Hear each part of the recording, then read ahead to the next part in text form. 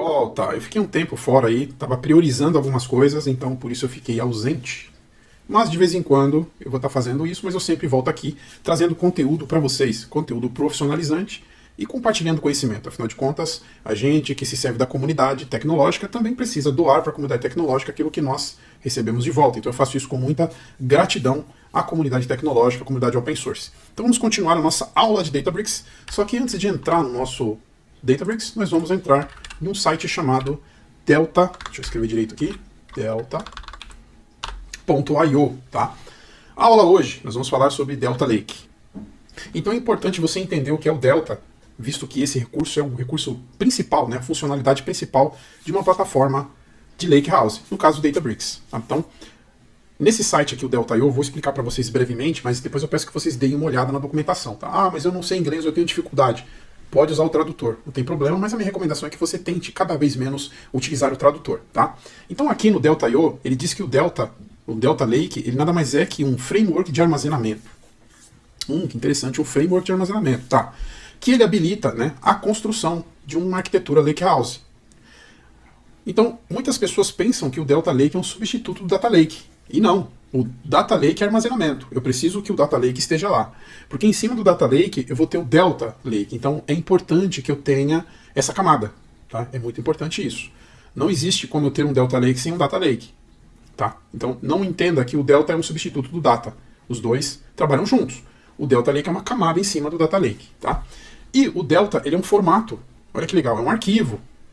Poxa, então quer dizer que eu tenho um arquivo que uma engine pluga nele, no caso essas engines que estão aqui embaixo, e eu consigo fazer esse processamento de dados que fica muito rápido, muito poderoso, e além disso eu tenho logs de transação. Ou seja, se comporta esses arquivos como se fosse uma tabela, num SQL Server, num Oracle, num Postgres, num MySQL, num Amazon Redshift, enfim, bancos de dados relacionais. Olha que bacana isso. E além disso, você consegue fazer esse tipo de desenvolvimento utilizando linguagens como Scala, Java, Rust e Python, além do SQL. Né? Então, poxa, fantástico. Imagina, um arquivo que se comporta como uma tabela de banco de dados relacional, tendo as características, o teorema ACID. Então depois entrando nesse site aqui, dê uma olhadinha, vocês vão ver aqui essas camadas, não se preocupem com isso aqui é arquitetura medalhão. Eu vou ensinar isso para vocês mais para frente, a gente vai brincar com isso, mas não foquem nisso, tá? Isso aqui é uma arquitetura onde ela faz o armazenamento por camadas e cada camada tem um conceito. Tá? E aqui, como eu falei, né, os data lakes existentes, que você pode trabalhar com eles aqui, tem alguns, né, você poderia acrescentar junto ao Amazon S3 o Mini.io, que é esse cara aqui, ó. Vou mostrar para vocês que é interessante. Mini.io. Aqui, ó. O Mini.io, ele é um serviço de armazenamento de alta performance que é compatível com o S3. Então depois dá uma olhadinha aqui, você pode brincar com o Mini.io na tua máquina, ou seja, você pode criar o seu data lake na sua máquina. Olha que legal. Poxa, então eu consigo simular na minha máquina. Consegue. Depois você pode entrar aqui e dar uma brincadinha, tá? E ele tem a versão paga também, uma ferramenta em nuvem e tudo mais. Mas você consegue brincar com ele local, você consegue subir container dentro de um Kubernetes para você fazer simulação aqui e desenvolver seus códigos, tá? Mas voltando aqui, descendo um pouco, você vai ver que tem algumas novidades, né? Hoje nós temos o Delta Lake na versão 3.0. Tem bastante coisa legal aí, depois vocês deem uma conferida. Além disso, os recursos chaves que o Delta fornece. Como eu falei, transações ácidas. Além disso, eu consigo ver o histórico da tabela. Por exemplo, eu posso saber como estava essa tabela ontem às 15 horas. Olha que legal.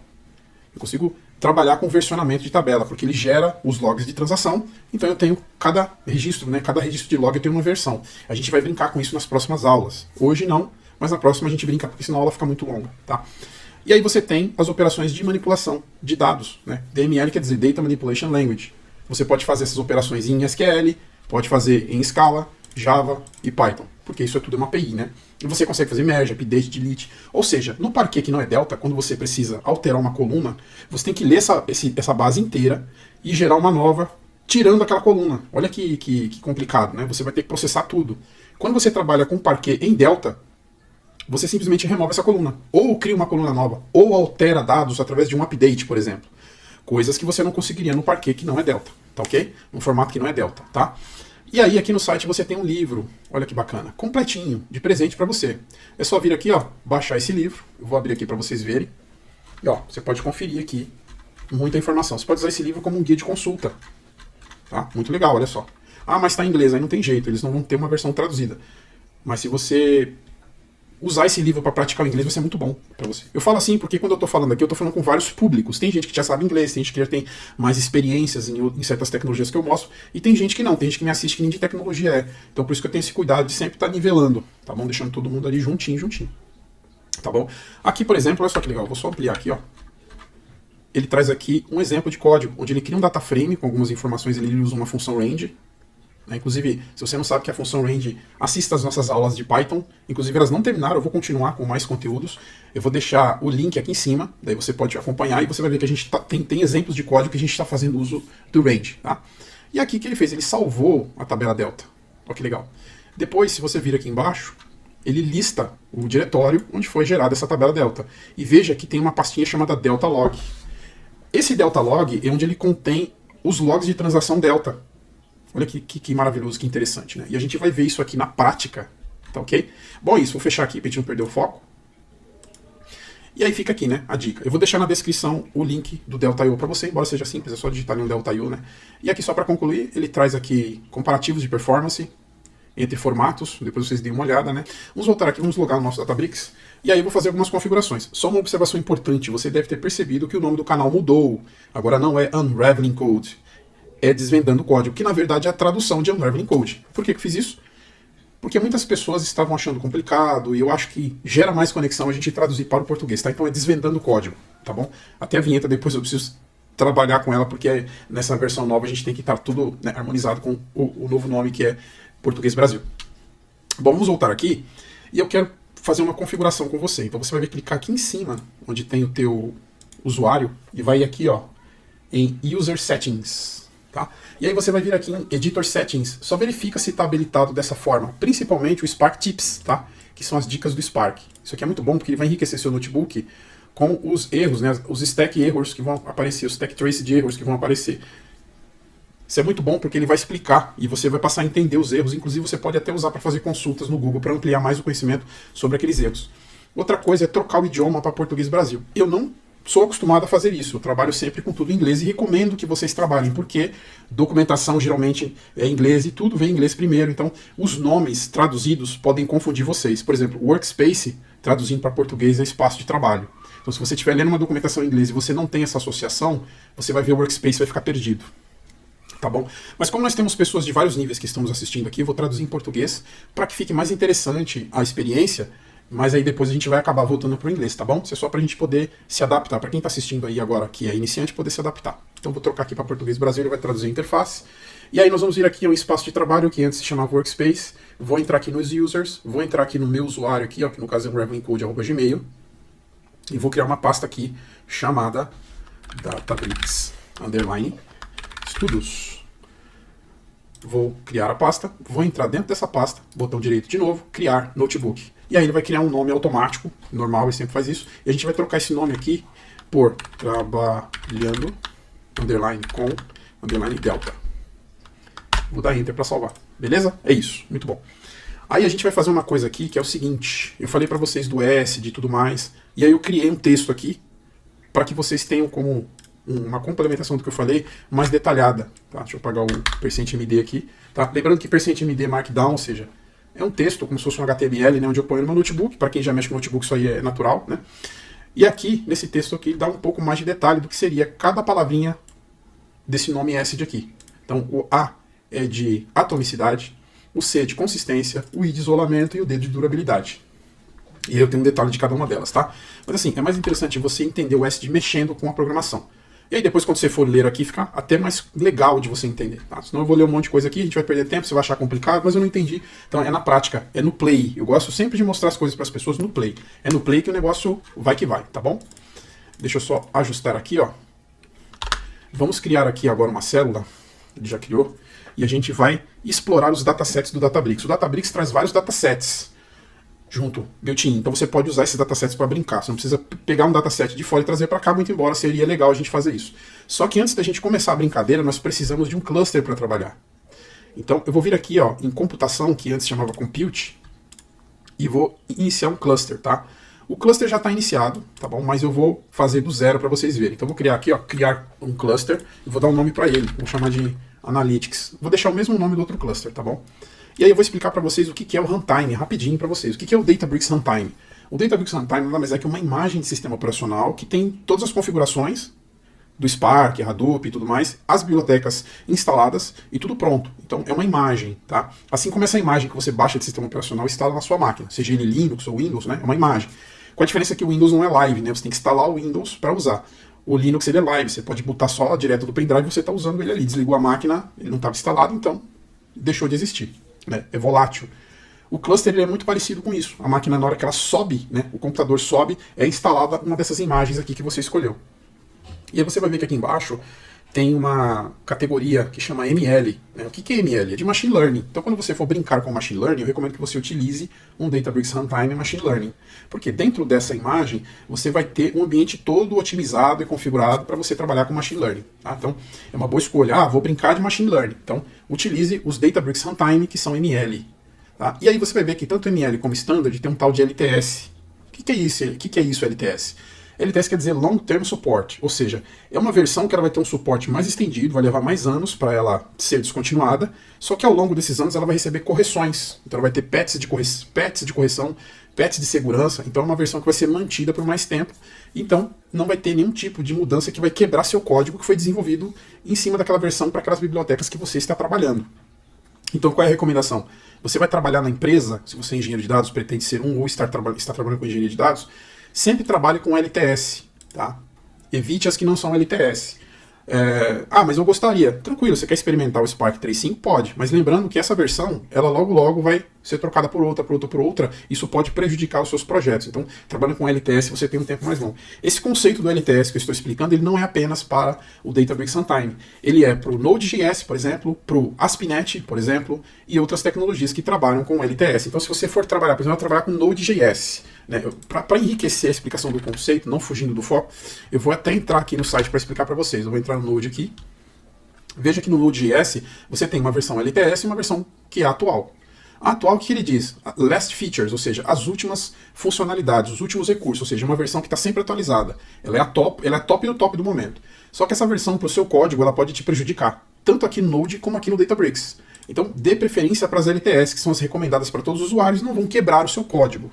Tá? O ASP.NET Core, a mesma coisa. Né? Aliás, o .NET Core, né? .NET Core. O .NET Core também tem a versão LTS. É que aqui no site eu acho que ele não evidencia isso porque fica... como é que eu poderia dizer?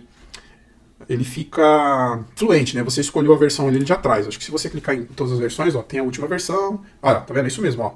Tá vendo? A versão 6.0 do .NET Core, ela é LTS, ó. Long Term Support. Deixa eu só aumentar o zoom aqui. Tá vendo? Ela é LTS. Né? E a versão 7, que é a última, ela é Standard Term Support. Se você pôr o mousezinho aqui, ele até explica, ó, que essa versão ela vai durar só 18 meses. Ao passo que a versão LTS vai durar 3 anos. Então, se você está com um projeto em produção, use sempre a LTS. Isso para qualquer tecnologia, não é só .NET e Node. Eu estou usando os dois para enriquecer a explicação. Mas os seus projetos de Analytics ou Machine Learning, sempre opte por usar os runtimes LTS, tá bom? Ah, eu posso usar um não LTS? Claro que pode. Se você quer experimentar, fazer testes, homologar, perfeito, ótimo, porque aqui daqui a pouco vai ter o 14 LTS também. Daqui a pouco sai, por enquanto tem esses dois aqui. Porque veja, aqui do 14.0 foi para 14.1. Então, logo vai ter LTS. Aí você migra para LTS. Você pode usar esse momento aqui para testar, beleza? Só para vocês entenderem o que é LTS e o que é o Databricks Runtime. Bom, clicou em criar, o cluster inicializou, ele está aqui prontinho, está quente no ar aqui, a gente já consegue trabalhar com ele. Depois eu vou mostrar algumas coisas nessa abinha aqui para vocês, bem interessante. Eu vou abrir essa aba do lado, vou fechar o .NET Core, vou fechar o Node, vou voltar aqui e vamos abrir o nosso notebook que nós acabamos de criar. Então eu vou aqui no User, Unraveling Code, Databricks Estudos, abrir o notebook. Aí aqui no canto superior você tem o Connect, onde você vai atachar no cluster. No caso aqui já estava, né? Lembrando que DBR quer dizer Databricks Runtime, agora você já sabe o que é. Se alguém te perguntar, você vai dar aquela aula maravilhosa, porque agora você manja e sabe o que é um Databricks Runtime. Show? Então, selecionando aqui, já estava selecionado no caso, ele vai atachar, ó, atachou, ó que bonitinho, tá atachado aqui. Esse cluster tem 16 GB de memória, 15,200 e pouco, né? E 2 núcleos, dá para fazer coisa pra caramba com esse cluster, maravilhoso. E aí a gente vai começar a codificar, que eu sei que os seus dedos estão coçando. Então vamos lá. Vamos criar aqui, para a gente poder explorar os datasets que vem na plataforma Databricks, a gente vai criar uma variável string e vamos colocar um endereço dentro dela. dbfs, Databricks. Ele já te ajuda a completar, tá vendo? Databricks, traço, datasets.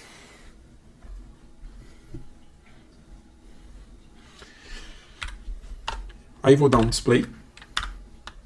Vou passar um comando aqui que é o dbutils. dbutils.fs.ls. E aí a gente vai passar essa URI aqui dentro. E vai executar.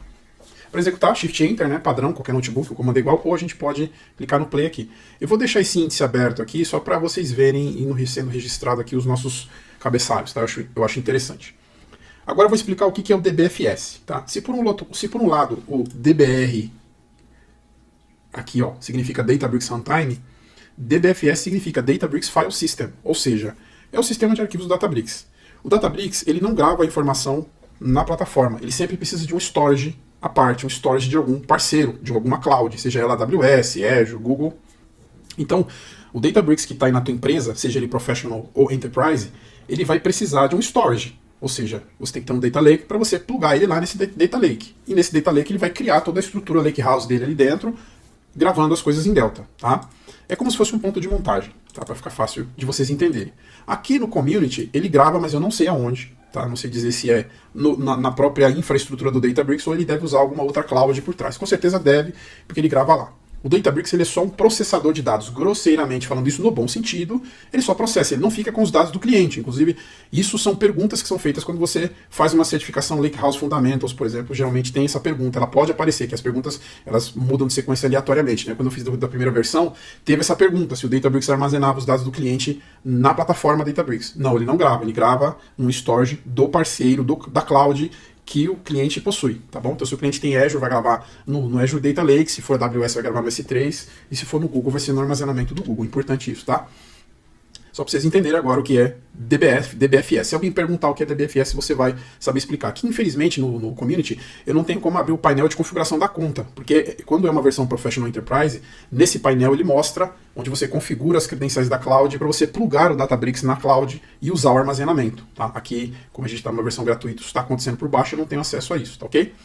Bom, enfim, apareceu aqui, essas são as fontes de dados que ele disponibiliza para você brincar, são os datasets do Databricks, tem vários aqui, ó, pode ver que tem da Amazon, você tem do Covid, tem do Airlines, você tem bike sharing, assim, tem bastante coisa legal aqui, tá? Essas fontes aqui, elas são gravadas em formatos diferenciados aqui, você tem coisa em Parquet, tem coisa em CSV, assim por diante. É bastante coisa, tá bom?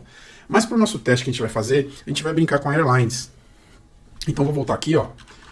Deixa eu pegar Airlines aqui, ó. Vou pegar esse caminho aqui. Então vou criar aqui embaixo, na próxima célula, mais uma variável chamada dataset underline Airlines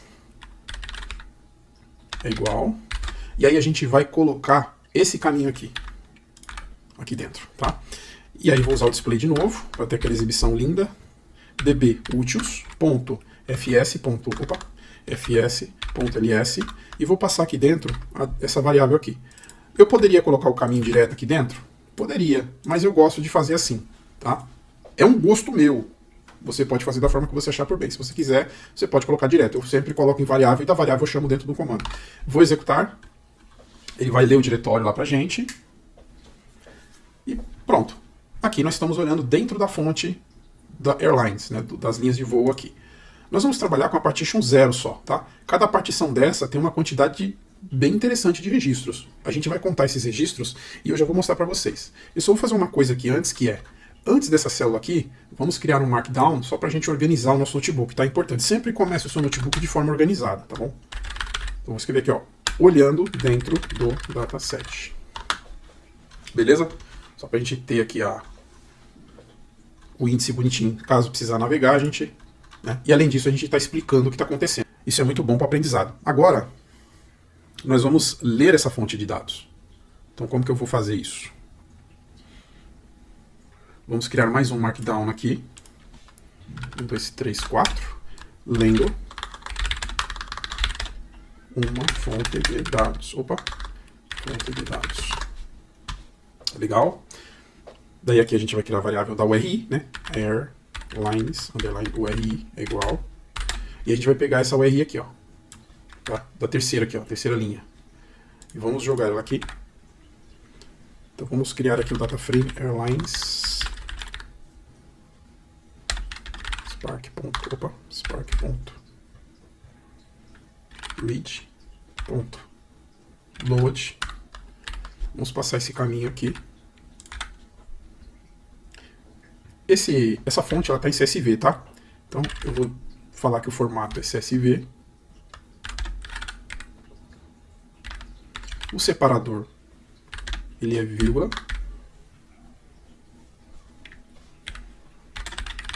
Eu vou dizer que eu quero que ele faça a inferência do esquema. É igual a true. E ele vem com header. Tem o header dele, que é o cabeçalho. True.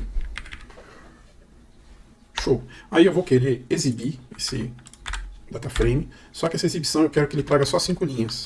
Muito importante ter esse hábito, tá? Porque às vezes a fonte ela pode ser muito grande, pode ter bilhões de registros, e se você não põe o limite, ele vai carregar tudo, mas não vai conseguir exibir tudo. Mas até então você gastou processamento sem necessidade, você gastou recurso computacional de uma forma que você poderia pelo menos filtrar 5 aqui, tá bom?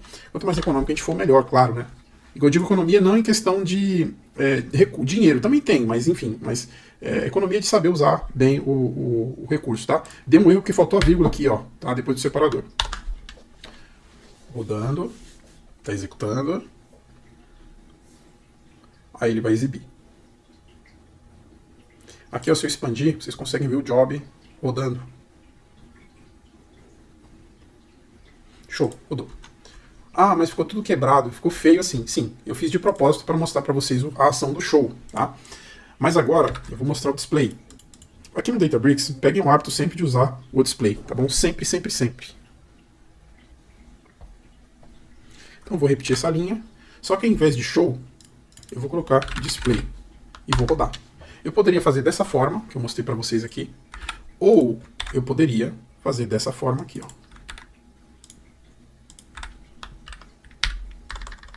Passar no data frame para o display como se ele fosse uma função, né? Que de fato é, né? Das duas formas, tá? Eu acho mais bonito assim, tá bom? Fiz assim só para mostrar para vocês, mas eu vou eliminar essa célula. Pronto, então os dados estão aí. Ano, mês, dia do mês, dia da semana, depth time, assim por diante. A gente não vai focar em entender essa base. Ela tem bastante coluna aqui, dá para brincar tranquilamente, tá? Eu quero que vocês foquem no entendimento de ler o dado, transformar ele em delta e salvar, tá? Eu vou só fazer um print schema aqui, que é uma funcionalidade que é muito útil para vocês verem as colunas. Que às vezes você quer saber qual é o tipo do dado naquela coluna. No caso aqui, ele colocou int, porque ele olhou na coluna inteira e viu que só tem número. Aí ele converteu automático para int. E aí ele saiu convertendo. Então ele vai fazendo essa conversão automática. Dá para você modificar depois? Dá. Mas a gente não vai mexer com isso agora. Mas é uma tarefa simples, tá? É fazer um cast. Vamos seguindo aqui. Vamos contar quantos registros tem nesse data frame? Vamos lá. Vou jogar ele aqui. Vou fazer um count.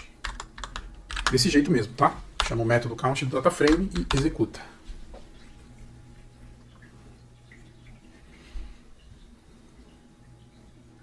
Olha só que legal. Deixa eu jogar esse cara aqui em cima, fazer um comentário aqui, ó. Eu gosto de fazer sempre isso. Nós temos 645 mil linhas nesse data frame. 645.918. É coisa pra dedéu, né? Dá pra brincar aqui maravilhosamente bem. Esse comando aqui em cima, eu só vou fazer um ajuste, mas você não se preocupe em fazer, se o seu código funcionou aí.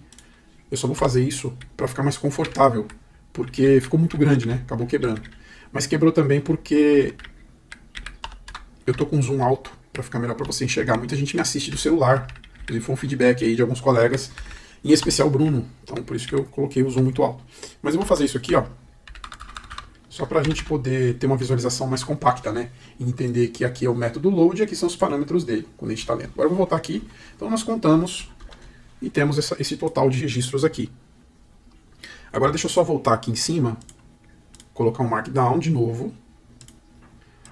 1, 2, 3. E a gente vai escrever assim, ó. Contando os dados. Só faltou mais um aqui. Perfeito. Deixa eu só ver o de cima. Contando os dados. E o exibindo os dados também, né? Então aqui, ó, na exibição dos dados. Deixa eu ver aqui. Lendo e exibindo. Sempre peguem o hábito de fazer isso, tá? Perfeito. Então, tá tudo certinho. Estamos crescendo com o nosso notebook de forma organizada. Bom, agora o que nós vamos fazer? Eu vou trocar aqui para Markdown e vou escrever assim, ó. 1, 2, 3, 4. Vou escrever assim, ó. Create schema. Por quê? Para a gente gravar o dado, eu poderia gravar sem schema, tá? Mas eu vou fazer o esquema para vocês entenderem. O esquema aqui, no caso, é um database, é o banco de dados. Tá? É que ele entende como esquema, tá bom? E aí também, vou criar mais um, Markdown. 1, 2, 3, 4. E aí eu vou escrever assim, salvando os dados em Delta. Show. Então vamos começar o código aqui, vamos começar a brincadeira. Então eu vou criar uma variável aqui chamada dbName, onde eu vou chamar de airline. Daí eu vou criar a tabela, table name, o nome da tabela. E aí eu vou chamar com o mesmo nome da partition lá em cima. Deixa eu só copiar. Eu sei que é muita preguiça da minha parte, mas eu faço isso para evitar erros e a gente acelera as coisas. Colocando aqui. Então a gente vai chamar ela de airline. Airline, tá? Airline. E no lugar do traço ali, antes do 000, a gente vai colocar underline. Desse jeito aqui, tá? Aí nós vamos fazer uma query aqui, vou mostrar um negócio bacana, que eu vou fazer a criação do esquema usando código SQL. Isso aqui só pra gente fazer um código misto, pra vocês verem funcionando. Então, eu vou chamar de query create schema.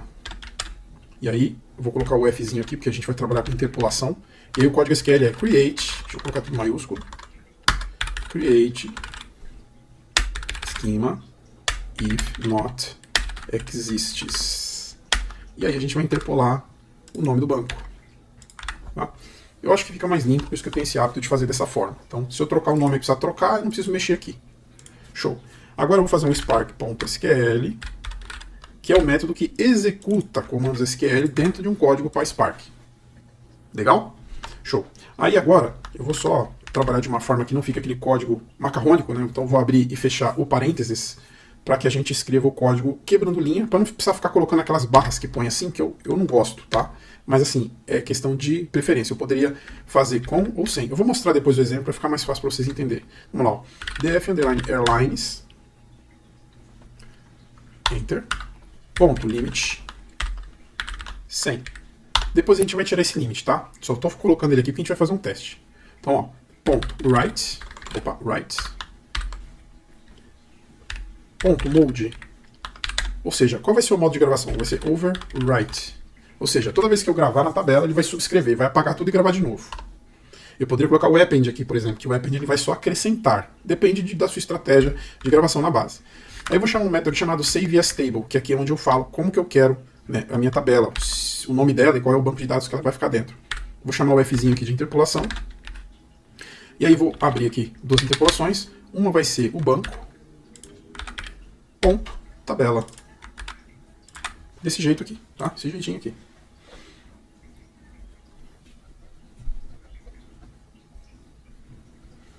Vamos rodar então? Ó, vou executar. Aí só a título de brincadeira aqui, eu vou criar uma célula, depois a gente vai apagar ela. Vou trocar ela para SQL e a gente vai digitar um comando aqui. Enquanto processar lá em cima, tá? Select asterisco from. Aí eu vou chamar o quê? O banco de dados, ponto, a tabela que eu estou criando.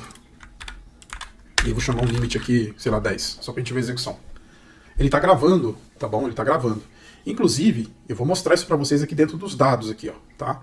O Databricks Community não tem o Unit Catalog, que é um recurso magnífico da própria Databricks, onde você tem ali catálogo, dentro tem banco de dados, dentro tem tabela, você tem ali análise de insights e coisas do tipo, né, dos dados ali, que é a parte de governança dos dados mesmo, tá? Unit Catalog.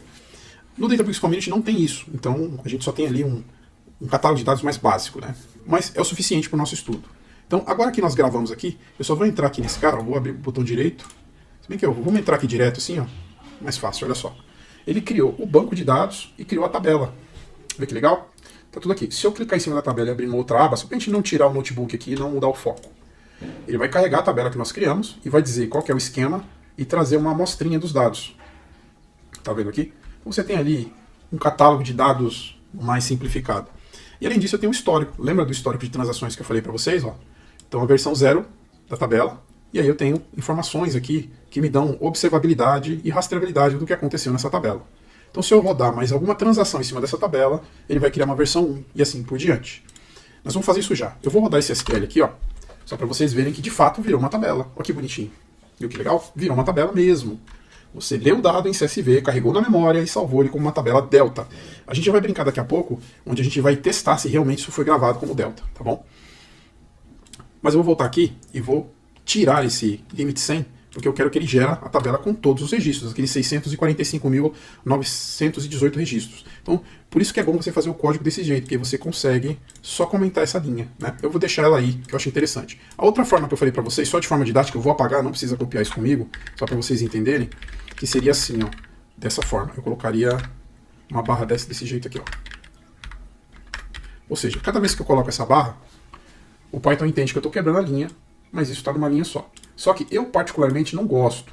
Tá? Tem até documentações do Databricks que mostram dessa forma, não está errado, tá bom? Não é feio, é um gosto pessoal meu. Eu prefiro abrir os parênteses e colocar dessa forma aqui, tá bom? Então se você quiser deixar dessa forma, deixa, se não deixa da outra. Sinta-se livre em codar da forma que você achar por bem. Eu vou apagar aqui, vamos rodar essa célula, e aí ele vai gravar todo aquele calhamaço de registros dentro dessa tabela. Vai demorar um pouquinho, tá? Mas faz parte. Enquanto ele está fazendo aqui, lembra que eu falei que eu ia mostrar alguns detalhes para vocês do cluster? Deixa eu jogar essa aba para cá e vou entrar aqui, ó. Se você vir aqui em Compute, eu vim para cá nessa aba para não misturar, para não tirar o foco, né, do que a gente está fazendo no notebook. Então sempre abrem abas separadas. Se você vir aqui em Compute, ou computação em português, que nós estamos em português, e clicar no cluster, você tem várias informações interessantes. Uma delas é o notebook que está taxado nesse cluster, quando foi a última execução do comando, e o caminho que ele está salvo. Você tem, se você colocasse uma biblioteca que dá para instalar uma biblioteca que não venha na stack desse runtime, você pode incluir. Você tem os registros, né? No caso o registro foi que ele criou o cluster está rodando e o driver está saudável, está em bom estado. Né? E você tem a UI do Spark, que é algo fantástico, onde você tem todo o relatório de trabalho dos executores. Olha que bacana isso. E não só isso, você tem também os trechos de códigos que foram executados, né? Que foram submetidos ao Spark, quanto tempo durou, quantos stages tiveram sucesso, no caso aqui o total, e quantas tasks de cada stage foram executadas, ou que foram skipadas, né? Skipada é estranho falar, mas que foram puladas depois. Vamos voltar aqui no nosso notebook, ele já terminou. Vamos dar um executar novamente, desse select aqui. Olha que bacana. Tá? A tabela está gerada. E eu poderia até fazer outra coisa, que é, vou fazer um count mesmo. Será que gravou tudo? Será que você não está me enganando? Vamos ver. Eu vou dar um count aqui, só para mostrar para vocês. Tem que bater com o número de registros que estava no data frame. Bateu ou não bateu? Bateu, ó. 645, 918. Deixa eu colocar um comentário em SQL, que é traço, traço, e vou registrar aqui, tá bom? Aí voltando aqui, ó, no nosso catálogo de dados mais básico do community, eu vou atualizar, olha só o que vai acontecer. Vai aparecer uma outra versão aqui, ó. Vou vir no histórico, tem a versão 0 e uma versão 1. Deixa ele carregar, olha só. Versão 0 foi aquela que nós salvamos com 100 registros, né? Essa aqui de baixo. E a versão 1, que foi essa que nós salvamos com todos os registros. Veja que tem todas essas informações aqui, ó. Tem até o ID do cluster que gravou nessa tabela. Olha que legal, né? Que interessante. Tem até o número de arquivos, ó. Na primeira versão ele salvou um arquivo, que era só 100 registros. Depois a versão full, que foram todos, ele falou que gerou 8 arquivos. E aqui, ó, o número de linhas, né? Qual foi o output rows, né? Qual foi o número de linhas que saiu nesse processamento? No primeiro foi o quê? 100, que foi o que nós colocamos. No segundo foi o 645, 918. Então olha que legal. E também a saída em bytes, né? Então aqui você tem todo um histórico. Só que a gente consegue consultar via comando também, tá bom? Ele faz uma consulta e junta outras informações aqui e traz esse relatóriozinho para você. Fácil, né? Numa interface gráfica, que eu acho que é o grande destaque aí do Databricks, é a parte de UI e UX. Eu sou apaixonado por essa ferramenta, sou até suspeito de falar, porque de fato ela é muito boa, né? Eu nunca tive um contato até hoje com uma ferramenta que entrega o que o Databricks entrega. E você está brincando com o Databricks Community ainda, não é nem a versão Professional e Enterprise, que tem muito mais recursos, muito mais features, né? Então vamos continuando aqui. Aí eu quero explicar para vocês, lembra que eu falei do DBFS, da tabela, que o dado é gravado, que o dado é lido, né, de um armazenamento e tudo mais. Quando eu salvo a tabela, ele também é armazenado? Sim, mas quando você gravou, Edson, você não mostrou, não informou um path. Eu poderia ter informado um path? Poderia, mas eu não salvei, não informei o path. Eu simplesmente salvei a tabela. E aí como que ele faz? Onde que ele coloca? Ele faz isso automático. Vou mostrar onde é que ele coloca. Deixa eu só criar mais uma célula aqui embaixo. Ó. Vou chamar ela de Markdown, vou trocar o tipo dela. E nós vamos escrever o seguinte, ó. 4 vezes, checando detalhes. Vamos rodar. Perfeito. E aqui você vai fazer o seguinte, ó. Warehouse, né? Warehouse quer dizer armazém. O RI igual. Aí essa é o RI que o Databricks coloca automaticamente o dado lá dentro. Ó, user barra hive barra warehouse barra. E aí a gente vai chamar aquele comando de novo, né? Display, vai chamar o dbutils.fs.ls e vai passar essa variável da URI para o comando de listagem, tá? E vai executar. Muito bom. Então olha só, ele criou a pastinha dentro desse diretório aqui, ó. No caso aqui é o Airlines banco de dados. Lembra que nós criamos o banco lá no comando create schema? Então esse banco de dados aqui, ele está armazenado dentro desse diretório. Então a tabela está aqui dentro. Ou se eu criasse outras tabelas, elas iriam parar aí dentro. Ah, você está mentindo para mim, eu quero ver. Eu vou mostrar para você. Aproveitando aí, o vídeo está ficando bem extenso, mas eu acho que você deve estar gostando. Então se você está gostando, deixa aquele like, comenta aí, deixa um comentário, se tiver dúvida, pergunta. Compartilha no grupo dos amigos, compartilha com algum amigo que quer estudar a parte de dados, que quer brincar um pouco com essa ferramenta. E não esqueça de se inscrever aqui, porque a plataforma ela vai entender que esse recurso aqui é interessante para você, que a gente está disponibilizando, e vai te recomendar outros conteúdos nossos aqui. Então vamos lá. Aí a gente vai fazer uma listagem. Como que a gente vai fazer? Vamos criar aqui uma variável chamada warehouse, underline airline, underline URI.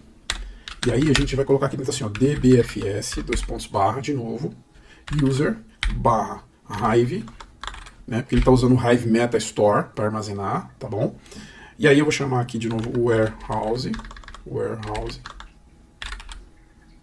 barra, airline. Se bem que eu poderia copiar, né, é mais fácil, a gente sofre menos aqui, ó, copiando e colando aqui, ó. Perfeito. Aí de novo, né, comando display, não tem segredo, dbutils.fs.ls e passa essa variávelzinha aqui dentro, assim, bonitinho. E aí a gente executa. Então a gente vai ver dentro do diretório do banco de dados o que ele criou. E de fato ele criou a pasta com o nome da tabela, ou seja, banco de dados e tabela. Isso que vocês estão enxergando é o Data Lake, ou seja, armazenamento. Dentro do Data Lake a gente tem uma camada Delta, que é propriamente dito os arquivos dessa tabela salvos no formato Delta. Então, mostra para mim que eu quero ver. Você deve ter perguntado. Claro, mostro sim. Só que dessa vez eu vou ser preguiçoso, tá? Eu vou copiar aqui esse trecho de código e a gente só adapta os nomes. Então vamos lá. Aí eu vou chamar, deixa eu pegar aqui esse nome. Vamos substituir para cá, ó. Então vai se chamar airline, underline part, underline 000, underline URI. E aí eu vou pegar essa URI aqui, esse path, né? E vou jogar ele para cá. Eu coloquei URI, mas poderia ser path, tá bom? Acho que deveria ter sido melhor ter colocado path, mas enfim. Dá para entender. E aí eu vou pegar essa variável, eu vou trocar o nome dela aqui embaixo do comando ls para ele listar. E vou executar. Voilá! Então esse é o conteúdo da tabela, tá? Então nós temos ali a pasta do log de transação e nós temos os parquês. Olha que bonitinho. Parquê por parquê. Bacana, não é? Olha só. Ele disse o que pra gente? Ele disse que tinha... Deixa eu ver aqui, ó. Vamos voltar aqui no histórico da tabela de criação, né?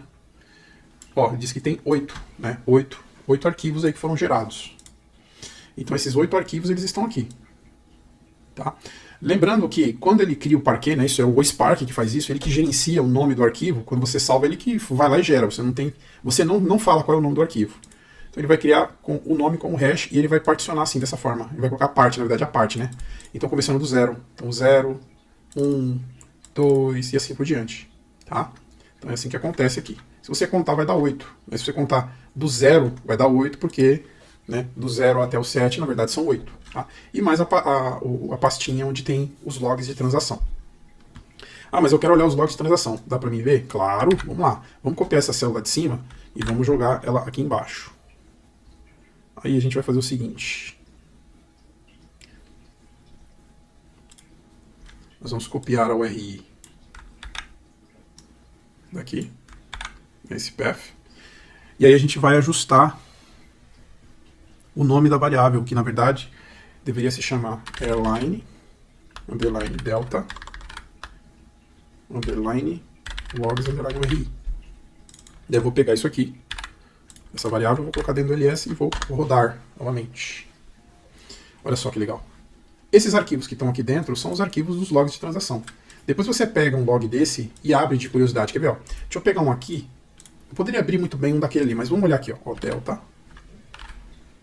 Lake log JSON. E vou colocar a imagem. Tá vendo?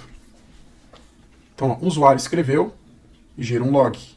Aí o outro usuário leu e escreveu, fez um append nele, ou seja, ele acrescentou. O primeiro também tinha feito, tá?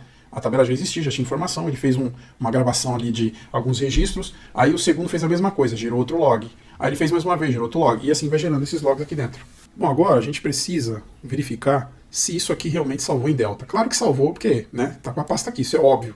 Mas eu quero mostrar para vocês como que a gente checa isso, tá? Eu vou trocar aqui para Markdown, e aí vou chamar de verificando se está em Delta. E aí aqui dentro, a gente vai fazer o seguinte, ó, from delta.tables import asterisco. Lembra do Databricks Runtime? Então, lembra que eu falei que ele era uma imagem, que já trazia tudo pronto lá dentro? Então, uma das coisas que ele traz, ele já vem com essa lib instalada. No seu computador, se você estiver brincando, estiver testando, você vai ter que instalar essa biblioteca com pip, tá? Vai ter que dar um pip install lá delta para ele vir aqui, para o teu ambiente. Aqui, como o Runtime já trouxe, então já está aqui, é só fazer uso dele. Aí eu vou chamar aqui de delta table é igual delta table.for path. Vou passar o objeto Spark e a biblioteca align part 000RI. Aí, beleza, com isso aqui eu li. Eu tenho aqui agora o objeto em memória. Aí agora eu vou fazer o seguinte, eu vou criar um data frame com esses detalhes, né? Ou seja, eu li a tabela delta nesse objeto delta table e agora eu vou devolver todos os detalhes em formato data frame. Então como eu faço isso? Def detail é igual delta table.detail, abre e fecha. E aí, né, eu chamo aqui o data frame, como ele é pequenininho, não precisa pôr limite nem nada. Já chama direto aqui, ó, display. E roda. Pronto, rodou. Então aqui, ó, ele está dizendo que o formato realmente é delta. Ele tem um ID, tudo aqui tem ID, né, obviamente. Nome e descrição nós não informamos como nós criamos a tabela. Qual é a localização da tabela, que foi aquela que nós já vimos lá atrás, né, o caminho dela ali. Quando ela foi criada, quando ela foi modificada, se tem partição ou não, como ela não foi particionada, se tem coluna em clustering, também não informamos nada disso, quantos arquivos, o tamanho e assim por diante, né? Se você olhar bem, são informações muito parecidas com aquelas que nós olhamos do histórico ali, só que o histórico está trazendo um pouquinho mais de coisas para a gente ver, tá?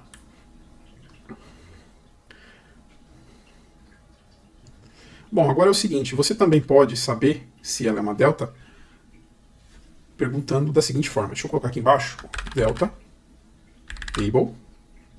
table.is delta table e passa o objeto Spark e passa a URI da tabela. E ele vai retornar um verdadeiro ou falso. No caso aqui, ó, é true. Então ela é uma tabela delta. Beleza? Bom, galera, é isso. Eu vou estar colocando o link desse notebook lá no GitHub para vocês poderem baixar, se vocês quiserem baixar o código e só ir executando, tá? Inclusive eu vou limpar ele, né, aqui a execução, todas as execuções para ele zerado para vocês aqui. Vou limpar o estado de todas as saídas, né. Eu vou limpar aqui, ó. Vou limpar. E aí vocês podem baixar ele ao invés de escrever. Eu acho que escrever é legal, eu gosto sempre de estar escrevendo. A gente aprende, não que tenha que decorar código, tá? Não entra nessa linha de decorar código, não. É muito comum, quando a gente está trabalhando, ficar com a documentação ali aberta para dar uma conferida de vez em quando, tá? Mas escrever é bom porque você vai pegando a lógica, o mindset, como que é o processo de você fazer tudo aquilo. Beleza? É isso então, ficamos por aqui. Até a próxima aula. Na próxima aula a gente vai brincar um pouco mais com essa questão do history da tabela. A gente vai ver outras funcionalidades via linha de código PySpark para estar fazendo isso, tá? Muito embora a gente tenha aqui uma interface muito bem rica aqui para estar olhando, mas a gente consegue também por algum motivo, se você quiser trabalhar com esses dados de forma analítica ou até mesmo gerar um dashboard, essas informações de como fazer com o PySpark são bem interessantes para você. Beleza? Então é isso, ficamos por aqui. Se você gosta do nosso conteúdo, se você gosta do nosso canal, não se esqueça de se inscrever, deixar o like, comentar e compartilhar aí no grupo de amigos com os amigos, ajudando o nosso canal, que está crescendo. Gratidão aos 299 para 300 inscritos aqui.